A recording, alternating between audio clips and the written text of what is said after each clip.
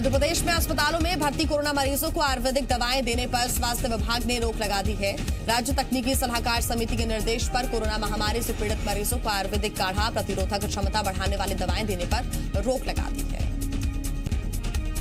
सभी कलेक्टर्स और सीएमएचओ के संबंध में निर्देश जारी कर दिए गए हैं और अब केंद्रीय आयुष विभाग की मंजूरी के बाद ही मरीजों को आयुर्वेदिक दवाएं दी जा सकती है। कोरोना मरीजों की संख्या में कमी को देखते हुए छत्तीसगढ़ मंत्रालय में व्यवस्था बदली गई है। मंत्रालय और विभाग अध्यक्ष कार्यालय में अब 50% कर्मचारियों की ड्यूटी लगेगी। हालांकि सेक्शन अधिकारियों की 100% ड्यूटी लगेगी। इसके पहले कोरोना महामारी के चलते महज 1/3 कर्मचारियों को ही ड्यूटी में लगाया गया था। कर्मचारियों को निजी वाहन से ऑफिस आने के निर्देश सामान्य प्रशासन विभाग की तरफ से जारी किए गए हैं। देश में कोरोना की रफ्तार में आई कमी। पिछले 24 घंटे में आए 54,044 नए मामले। कोरोना संक्रमितों की संख्या पहुंची 76 लाख के पार। छत्तीसगढ़ में कोरोना का संक्रमण अब शहरों से निकलकर गांव में फैल रहा है। मंत्री ने बताया कि कोरोना के नियंत्रण को लेकर प्रयास लगातार जारी है। सिंहदेव ने बताया कि प्रदेश में 4 नए VRDL लैब खुलेंगे तो वहीं लैब का रुका हुआ काम भी जल्द शुरू होगा। ऑक्सीजन सप्लाई के साथ बेड जल्द तैयार किए जाएंगे। मीडिया से चर्चा करते हुए मंत्री टीएस सिंहदेव ने कहा कि 2021 की शुरुआत में वैक्सीन आने की उम्मीद है। देश में 3 कंपनियों के वैक्सीन का ट्रायल फाइनल स्टेज में है और एक साथ सभी को वैक्सीन उपलब्ध नहीं हो पाएगी। हाई रिस्क वालों को प्राथमिकता दी जाएगी। छत्तीसगढ़ में कोरोना का कहर जारी है। प्रदेश में 2507 नए मरीज मिले हैं, जिसके बाद से प्रदेश में कोरोना के एक्टिव केस 25,709 हो गए हैं। कोरोना से कल 10 और मरीजों की मौत हो गई और अब तक 1,584 मरीज अपनी जान गंवा चुके हैं। राहत की बात यह है कि आज 2,288 मरीज ठीक हुए। प्रधानमंत्री मोदी ने राष्ट्र के नाम संदेश दिया। इसका मकसद देश को कोरोना से खतरे को लेकर जागरूक करना था। पीएम मोदी ने देशवासियों से कोरोना को लेकर लापरवाही न बरतने की अपील की। पीएम मोदी ने साथ ही आगाह किया कि लॉकडाउन भले ही खत्म हो गया है, लेकिन संक्रमण अब भी है। प्रधानमंत्री मोदी ने चिंता व्यक्त करते हुए कहा कि कुछ लोग मान बैठे हैं कि कोरोना का खतरा टल गया है, लेकिन सबसे बड़ी भूल है। गृह मंत्री अमित शाह ने देशवासियों से प्रधानमंत्री मोदी के संबोधन को गंभीरता से लेने की अपील की है। गृह मंत्री ने ट्वीट कर कहा कि प्रधानमंत्री के मंत्र से खुद और अपने परिवार को सुरक्षित रखें। थोड़ी देर में शुरू होगी केंद्रीय कैबिनेट की बैठक। कई बड़े फैसले लिए जा सकते हैं। बैठक में कोरोना काल में खराब हुई अर्थव्यवस्था के मद्देनजर भी सरकार कुछ राहत और मदद का ऐलान कर सकती है।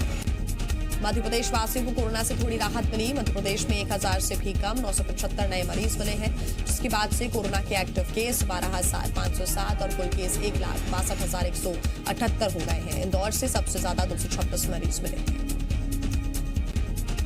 भोपाल से 158, ग्वालियर से 48 और जबलपुर से 69 नए मरीज मिले हैं। कोरोना से 25 लोगों की मौत हो गई है, जिसके बाद से मौत का कुल आंकड़ा बढ़कर 2,811 हो गया है। मध्य प्रदेश सरकार ने प्राइमरी स्कूलों के सरकारी टीचर्स की सैलरी के लिए बजट जारी किया। स्कूली शिक्षा विभाग ने 950 करोड़ रुपए की राशि जारी की है। बता दें कि प्रदेश में करीब 2 लाख टीचर्स की सितंबर की सैलरी अटकी हुई थी। 50,000 सहायक शिक्षक और 1.5 लाख प्राइमरी स्कूल टीचर्स परेशान थे। कल जी मध्य प्रदेश छत्तीसगढ़ ने इस खबर को प्रमुखता से दिखाया था। पूर्व सीएम कमलनाथ की बीजेपी नेता और मंत्री इमरती देवी पर अमर्यादित टिप्पणी का मुद्दा गर्माता जा रहा है। इस मुद्दे को लेकर मंत्री इमरती देवी अब कमलनाथ पर एफआईआर दर्ज करवा सकती है। मंत्री इमरती देवी ने कहा है कि अपने नेताओं से चर्चा करने के बाद वो पूर्व सीएम पर एफआईआर दर्ज करवाएंगी। इमरती देवी को लेकर कमलनाथ के विवादित बयान पर अब लेटर पॉलिटिक्स भी तेज हो गई है। सीएम शिवराज ने पूर्व सीएम कमलनाथ को लेटर लिखा, जिसमें उन्होंने कमलनाथ से अपने बयान के लिए माफी मांगने की मांग की। कांग्रेस ने भी सीएम शिवराज को लेटर लिखा।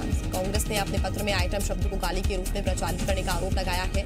साथ ही कहा है कि अगर सरकार का मानना है कि आइटम शब्द गाली और असम्मानजनक है, तो सरकार कार्यों में भी इस शब्द के इस्तेमाल पर प्रतिबंध लगाने के निर्देश दें।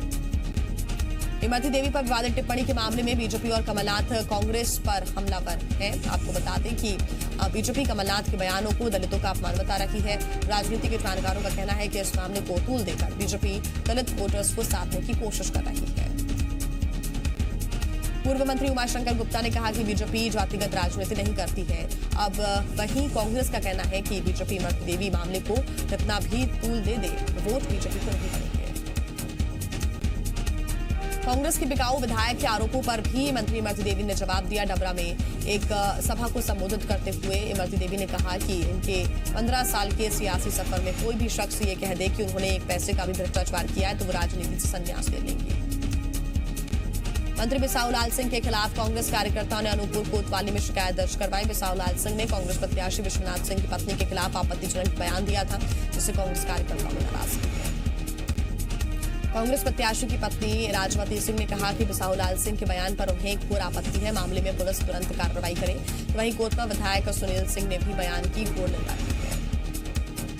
छत्तीसगढ़ सरकार ने विधानसभा सत्र बुलाने के संबंध में राज्यपाल की ओर से भेजी गई फाइल फिर से राज्यपाल को नोट लिखकर राजभवन भेज दी है। तो वहीं उससे पहले राज्यपाल की फाइल लौटाने पर सीएम भूपेश बघेल ने कहा कि पूर्ण बहुमत की सरकार को सत्र बुलाने से कोई नहीं रोक सकता। इसमें राज्य सरकार ने लिखा है कि केंद्र सरकार की ओर से बनाए गए तीनों कानून से प्रदेश के किसानों के हित प्रभावित हो रहे हैं और इसलिए राज्य के किसानों के हितों के लिए कानून बनाने के लिए विशेष सत्र बुलाया जा रहा है। छत्तीसगढ़ विधानसभा का विशेष सत्र बुलाए जाने को लेकर बीजेपी ने सवाल उठाया है। बीजेपी का कहना है कि विधानसभा सत्र बुलाने के लिए 25 दिन पहले सूचना देनी होती है, लेकिन राज्य सरकार सिर्फ 7 दिन पहले राज्यपाल को सूचना दे रही है। प्रदेश में मरवाही में उपचुनाव होने वाला है, ऐसे में राज्यपाल ये सवाल पूछेंगे कि विशेष सत्र आखिर क्यों बुलाया जा रहा है, कहीं यह सत्र मरवाही चुनाव को प्रभावित करने वाला तो नहीं है। छत्तीसगढ़ में एथेनॉल प्लांट को लेकर सीएम भूपेश बघेल ने केंद्र पर निशाना साधा। बघेल ने कहा कि हमने केंद्र से एथेनॉल की अनुमति मांगने के लिए लगातार पत्र लिखे। हम छत्तीसगढ़ में लगातार एथेनॉल प्लांट लगाएंगे। हमारी लगातार कोशिशों से सफलता प्राप्त हुई है, केंद्र को पीठ थपथपाने की जरूरत नहीं। वहीं सीएम के बयान पर पूर्व मंत्री बृजमोहन अग्रवाल ने पलटवार किया। बृजमोहन अग्रवाल ने कहा कि छत्तीसगढ़ सरकार को पीएम मोदी के धन्यवाद देना चाहिए। एथेनॉल बनाने की अनुमति यदि केंद्र सरकार नहीं देती तो छत्तीसगढ़ में एथेनॉल का प्लांट नहीं लग पाता।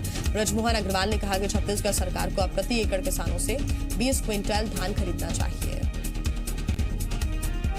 छत्तीसगढ़ सरकार की महत्वाकांक्षी गोधन न्याय योजना के तहत आज सीएम भूपेश बघेल ने योजना की छठी किश्त हितग्राहियों के खाते में ट्रांसफर की है। योजना के तहत सरकार हितग्राहियों से 2 रुपए प्रति किलो के हिसाब से गोबर खरीदती है, जिसका इस्तेमाल वर्मी कंपोस्ट या जैविक खाद बनाने के लिए किया जाता है। सीएम ने जानकारी देते हुए बताया कि योजना के तहत अब तक 39 करोड़ की राशि हितग्राहियों के खाते में ट्रांसफर की जा चुकी है। योजना का उद्देश्य गांव और ग्रामीणों की आय में इजाफा करना है। नारायणपुर में नक्सलियों की कायराना करतूत सामने आई है। नक्सलियों ने नारायणपुर ओरछा मार्ग को बंद कर दिया है। नक्सलियों ने पेड़ काटकर और पत्थर रखकर रास्ता बंद कर दिया। मार्ग बंद होने की वजह से ओरछा साप्ताहिक बाजार जाने वाले व्यापारियों को दिक्कतों का सामना करना पड़ रहा है। व्यापारियों को अपने वाहन धनोरा में खड़े करने पड़ रहे हैं। मध्य प्रदेश में मंत्रालय महिलाओं की सुरक्षा के लिए महिला यौन उत्पीड़न समिति का पुनर्गठन किया गया है। उद्यानिक विभाग की प्रमुख सचिव कल्पना श्रीवास्तव की अध्यक्षता में यह समिति गठित की गई। मनीषा सेतिया को सदस्य सचिव बनाया गया है। मंत्रालय में काम करने वाली महिलाएं अपने साथ होने वाले दुर्व्यवहार और प्रताड़ना को लेकर इस समिति से शिकायत कर सकेंगी। बड़वानी जिले में पुणे से जालंधर और जा रहे चलते ट्रक में अचानक आग लग गई। देखते देखते ट्रक धू धू कर जलने लगा। गनीमत रही कि वक्त रहते ड्राइवर ट्रक से कूद गया, वरना उसकी जान जा सकती थी। ट्रक ड्राइवर इरफान ने बताया कि बैटरी में ब्लास्ट होने के बाद आग लगी है, जिसके बाद उसने गाड़ी से कूदकर अपनी जान बचाई। इस दौरान उसे मामूली चोटें भी लगी है। हथियार तस्कर के खिलाफ मंदसौर पुलिस को कामयाबी हाथ लगी। पुलिस ने एक देसी पिस्टल और 2 कारतूस के साथ एक आरोपी को गिरफ्तार किया। पुलिस आरोपी के खिलाफ आर्म्स एक्ट के तहत मामला दर्ज कर चुकी है। आचार संहिता के चलते पुलिस चेकिंग अभियान चला रही है और इसी दौरान गांधी सागर थाना क्षेत्र में पुलिस ने आरोपी को धरना पूछा। खंडवा जिले के मांधाता में एक कार से 9 लाख रुपए कैश मिले हैं। बता दें कि मांधाता विधानसभा के लिए 3 नवंबर को उपचुनाव होने हैं और इसलिए विधानसभा क्षेत्र की सभी सीमाओं पर पुलिस ने चेक पोस्ट बनाए रखे हैं। सख्ती से तलाशी की जा रही है। पुलिस ने कार की चेकिंग की तो उससे 9 लाख रुपए बरामद हुए। पुलिस ने रुपए जब्त कर इनकम टैक्स विभाग को सौंप दिए हैं। कार में सवार लोगों का कहना है कि वह देवास जिले के रहने वाले हैं और सोयाबीन बीज की खरीदी करने के लिए खरगोन जा रहे थे, लेकिन उनके पास इस बात के पुख्ता सबूत नहीं मिले थे। लिहाजा पुलिस ने रुपए जब्त कर इनकम टैक्स विभाग को सौंप दिए हैं। रायगढ़ में जबरन देह व्यापार कराने का मामला सामने आया है, जहां घर से काम करने की जिद में भागी लड़की का फायदा उठाकर एक महिला ने उसे देह व्यापार में धकेल दिया। युवती के मना करने पर उसके साथ मारपीट और जबरदस्ती की गई। बेचने के लिए हरियाणा ले जाते समय युवती ने पुलिस को जानकारी दी, जिसके बाद पुलिस ने मामला दर्ज किया। एक महिला को गिरफ्तार कर लिया है, बाकी आरोपियों की तलाश की जा रही है। भोपाल में दिन दहाड़े महिला की निर्मम हत्या का मामला सामने आया। जानकारी के मुताबिक महिला के भतीजे को शक था कि महिला उस पर जादू टोना करवा रखी थी, जिसके चलते उसने महिला की हत्या कर दी। मामले में कटारा हिल्स थाना पुलिस ने आरोपी को गिरफ्तार कर लिया। राजनांदगांव जिला मुख्यालय से लगभग 10 किलोमीटर दूर स्थित बखत रंगकठेरा गांव में फसलों को बचाने के लिए बंदरों की हत्या कर दी गई। यहां एयरगन से 6 बंदरों को गोली मार दी गई और उसके बाद हत्यारों ने बंदरों के शव को कुत्तों को खिला दिया। बताया जा रहा है कि गांव में बंदरों का झुंड अक्सर फसलों को बर्बाद कर देता था, जिसके तहत कुछ लोगों ने इन बंदरों को मारने की योजना बनाई और शिकारियों को बंदरों को मारने का ठेका दे दिया। उज्जैन में हुए शराब कांड पर एसपी, एएसपी से लेकर अन्य पुलिस कर्मियों पर गाज गिरी है। नए एसपी सत्येंद्र कुमार शुक्ला ने पदभार संभाला। इससे पहले उन्होंने बाबा महाकाल के दर्शन किए। पत्रकारों से बातचीत में उन्होंने कहा कि अपराधियों को किसी भी हाल में बख्शा नहीं जाएगा। पुलिस जनता के साथ फ्रेंडली होकर काम करेगी। महाकाल मंदिर में भी श्रद्धालुओं को पुलिस की सकारात्मक छवि देखने को मिलेगी। खरगोन के सोलंकी मार्केट में बड़ी चोरी की घटना सामने आई है। यहां बदमाशों ने एक मोबाइल दुकान से करीब 40 कीमती मोबाइल पर हाथ साफ कर दिए। उसकी कीमत तकरीबन 4 लाख रुपए बताई जा रही है। मोबाइल के अलावा बदमाशों ने मेमोरी कार्ड और भी कई चीजों पर हाथ साफ किया है। चोरी की ये पूरी वारदात सीसीटीवी कैमरे में कैद हो गई है। तस्वीरों में भी देखने को मिल रहा है कि 2 बदमाश मोबाइल पर हाथ साफ कर रहे हैं। सीसीटीवी फुटेज के आधार पर पुलिस मामले की जांच कर रही है। मुरैना पुलिस ने शराब तस्करी के खिलाफ कार्रवाई की। अंग्रेजी शराब की 28 बोतल और 84 पेटी क्वार्टर जब्त किया गया। तो वहीं दूसरी तरफ चिनौनी और जौरा पुलिस ने 30 लाख रुपए का मशरूका बरामद किया। चिनौनी पुलिस ने 3 आरोपियों को गिरफ्तार कर लिया है। नीमच कैंट पुलिस ने देर रात मुखबिरी की सूचना पर कार्रवाई करते हुए 2 लोगों को आईपीएल सट्टा लगाते हुए गिरफ्तार किया। आरोपियों के पास से लैपटॉप, अलग अलग कंपनियों के 6 मोबाइल, 6 सट्टा पर्ची, 10,600 रुपए नकद जैसी कई चीजें बरामद हुई है। जगदलपुर में एक ही रात में कई 4 पहिया गाड़ियों के कांच तोड़ने की घटना सामने आई है। सीसीटीवी फुटेज में स्कॉर्पियो में घूमता हुआ एक संदिग्ध युवक दिखाई दिया। सीसीटीवी फुटेज में ये शख्स एक गाड़ी का कांच तोड़ते हुए दिखाई दे रहा है। पुलिस ने मामला दर्ज कर लिया है, जांच कर रही है। दतिया के भांडेर में गैस सिलेंडर ब्लास्ट हो गया है। 700 में एक महिला समेत 3 लोगों की मौत हो गई, तो वहीं 8 लोग घायल हो गए। भांडेर के सराफा मार्केट में यह हादसा हुआ। बता दें कि किचन में पुराने सिलेंडर का रेगुलेटर निकाला जा रहा था और इस दौरान सिलेंडर फट गया। घायलों का झांसी अस्पताल में इलाज चल रहा है। घटना की सूचना मिलते ही भांडेर राजस्व और पुलिस अधिकारी मौके पर पहुंचे, घटनास्थल को सील किया। रतलाम में पुलिस प्रताड़ना से मौत के मामले में माली समाज सड़कों पर उतर आया है। दोषी पुलिसकर्मी पर कार्रवाई की मांग को लेकर माली समाज के लोगों ने जुलूस निकाला और पुराने कलेक्ट्रेट पहुंचे। माली समाज के प्रदेश अध्यक्ष विनोद माली ने कहा कि अगर दोषी पुलिसकर्मी पर कार्रवाई नहीं हुई तो माली समाज उपचुनाव का बहिष्कार करेगा। बता दें कि 17 अक्टूबर को थाने से लौटे शख्स ने घर में फांसी लगा ली थी। मंडला में जी मध्य प्रदेश वक्त जुड़ी खबर का बड़ा असर हुआ है। रेवाड़ा गांव में लावारिस नवजात बच्ची मिली थी। जी मीडिया पर खबर दिखाए जाने के बाद उस बच्ची को गोद लेने के लिए दर्जनों लोग आगे आए हैं। नवजात शिशु गहन इकाई की प्रभारी ने बताया कि हमारे पास बच्ची को गोद लेने के लिए कई लोग पहुंच रहे हैं। लोगों ने बच्ची को गोद लेने की मंशा तो जताई है, साथ ही इस अच्छी खबर को दिखाए जाने के लिए जी मीडिया की तारीफ और धन्यवाद दे रहे हैं। कोरोना के चलते बेरोजगार बैंड बाजा बजाने वाले वंशकार समाज के लोगों ने विरोध प्रदर्शन किया। वंशकार समाज के लोगों ने अपनी मांगों को लेकर तहसीलदार को मुख्यमंत्री के नाम ज्ञापन सौंपा। छिंदवाड़ा की प्रसिद्ध छोटी बाजार की श्री रामलीला का मंचन हुआ, जिसमें सोमवार को राम विवाह की लीला पूरी हुई। यहां रामलीला का मंचन पिछले 132 सालों से किया जा रहा है। कोरोना महामारी के चलते इस बार रामलीला मंडल ने कई बदलाव किए। रामलीला मंचन का एक फेसबुक पेज शुरू किया गया, जिसके जरिए प्रभु श्री राम की लीलाओं का सीधा प्रसारण किया जा रहा है। दिल्ली में पुलिस स्मृति दिवस कार्यक्रम में गृहमंत्री अमित शाह की शहीद पुलिस वालों को श्रद्धांजलि परेड में हुए शामिल। लखनऊ से बिकरू कांड के शहीदों को सीएम योगी ने दी श्रद्धांजलि। अमेरिका के विदेश मंत्री माइक पॉम्पियो 26 अक्टूबर को 2 दिन के भारत दौरे पर आएंगे। अमेरिका के रक्षा सचिव ने दौरे की जानकारी दी और कहा कि भारत अमेरिका के बीच तीसरी बार द्विपक्षीय वार्ता होगी, जिसका बेहतर परिणाम निकलेगा।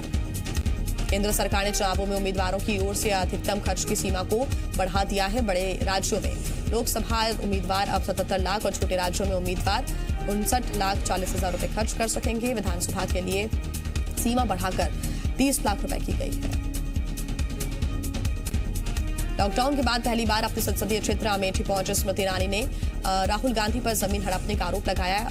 ईरानी ने कहा कि राहुल ने फैक्ट्री के नाम पर किसानों की जमीन हड़प ली और उनका किसान प्रेम दिखावा है। पंजाब विधानसभा ने केंद्र के नए कृषि कानूनों के खिलाफ प्रस्ताव पारित कर दिया है। पंजाब बिलों के विरोध में प्रस्ताव पारित करने वाला पहला राज्य बन गया है। वहीं पंजाब में हो रहे विरोध प्रदर्शनों के मद्देनजर रेलवे ने कई ट्रेनों को रद्द कर दिया। अमेरिका के राष्ट्रपति चुनाव में मां दुर्गा के पोस्टर पर विवाद खड़ा हो गया है। पोस्टर में अमेरिकी सांसद कमला हैरिस को मां दुर्गा और डोनाल्ड ट्रंप को महिषासुर दिखाया गया है। हिंदू संगठनों ने पोस्टर पर माफी मांगने की मांग की है।